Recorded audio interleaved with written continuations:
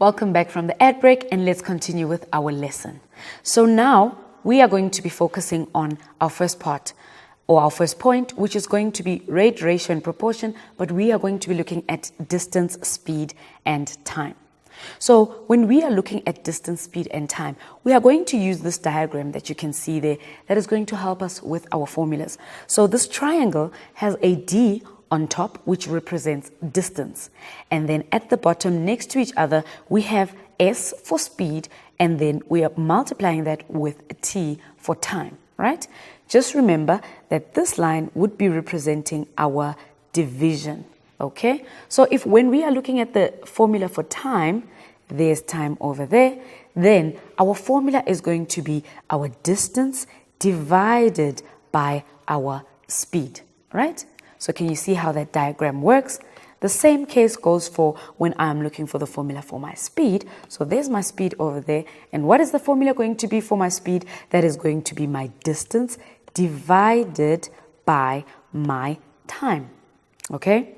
And then the same thing is going to go for if I am looking for the formula for distance. And that is going to be, that's my distance, and that is going to be my speed multiplied by my time. So that diagram is going to help us to find these formulas easier. Let's look at the first part of our lesson. Now remember, a rate is a comparison of different quantities. And now we are going to be looking at rate, but in the context of speed, distance, and time. So a rate is a comparison of different quantities. For example, when we compare the number of laps completed in time. So the number of laps and time are two different quantities. So now we are going to be looking at distance. And remember, distance is the length between 2 points, from town A to town B, for example. And that would be distance represented in, for example, 225 kilometers. So a truck travels at a speed of 75 kilometers per hour for 3 hours. How much distance did the truck travel? So remember, distance is, remember we have that diagram to help us. So my distance is speed multiplied by time. So in our question, we've been given the speed and we've been given the time. So that simply means that I am going to say 75 multiplied by 3. And when you punch that into your calculator, you will see that 75 multiplied by 3 gives us an answer of 225. And we are going to use kilometers because we are working with distance.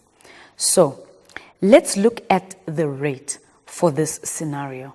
We are comparing distance with time, and we've just calculated the 225 kilometers for 3 hours. So that means that the rate here is 225 is to 3 hours. But remember, when we are representing our rate, it has to be in simplest form. So we are going to use our highest common factor so that we can get it in simplest form. And our highest common factor between these two numbers is 3. So when we divide by 3, we are going to have 75 is to 1 hour. So remember, you'd be dividing by 3 both sides. So that would be 225 divided by 3 and also 3 divided by 3. That will give us 75 is to 1 hour. What does this mean? It means our rate is 75 kilometers every hour, which is 75 kilometers per hour. Let's move on to the next one, which is time. So time is how long it takes for an event to occur. For example, 1.5 hours, or that is 1 hour, 30 minutes. An example is that a car travels for 90 minutes at a speed of 60 kilometers per hour. How long did the car travel? So, sorry for that. Again, we are going to use our diagram to write down this formula. So remember that because we are calculating time, how long, then that means we are going to write down our formula as T. And look at where T is. That means our formula is going to be distance divided by speed. The distance has been given to us there. That is our 90 kilometers. And the speed has also been given to us there. That is our 60 kilometers per hour. And when you punch that into your calculator, you are going to get 1.5 hours. That is 1 hour and 30 minutes. When we look at the rate again, we are comparing distance to time. That is 90 kilometers in 1.5 hours. But then when we simplify that rate, that is going to be 60 kilometers is to 1 hour. That is 60 kilometers every hour, or 60 kilometers per hour. Let's move on to speed.